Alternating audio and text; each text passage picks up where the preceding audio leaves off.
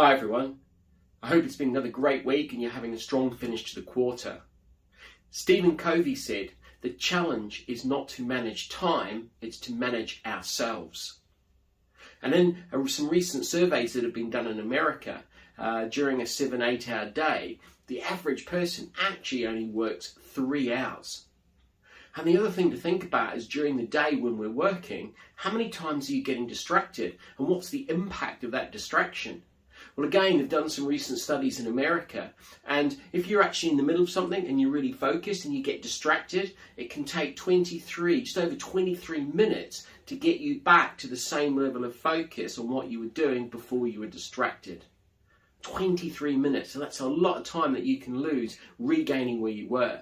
So as part of time management, and that's what we've been focusing on this month, and time mastery, we do really need to think about planning our day in detail and actually making sure we've got real quality periods of focus where we don't get distracted. So how can we do that? So one of the things that's really important is that we do a daily to-do list, and we should do this the night before. So the last thing you should do at night is to spend 5-10 minutes, and if you need a template, message us, we can provide you with a template for these daily lists, is actually schedule out what am I going to be doing tomorrow.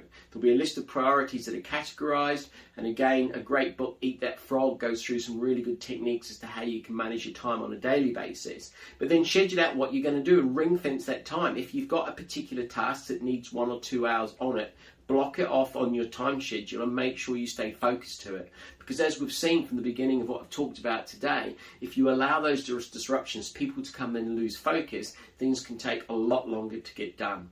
And also in the concept of Eat That Frog, is there something that we're putting off? The idea of the book Eat That Frog is, that once you eat the frog, everything else tastes better. So in terms of planning your day, make sure you prioritize it to do the important things first, get them done first as well, so that you don't leave them. Because I have found working with clients, when they've adopted this approach, they have been more productive, they've got more results, and they're getting those big things done quicker that they've been putting off. So have a think about that. If you can get those daily lists in play, as I say, if you've got team members, get them to do it. If they're off-site, maybe you can get them to WhatsApp you a copy of that so you're aware of how they're planning their time as well. So have a great week, and we'll see you next week.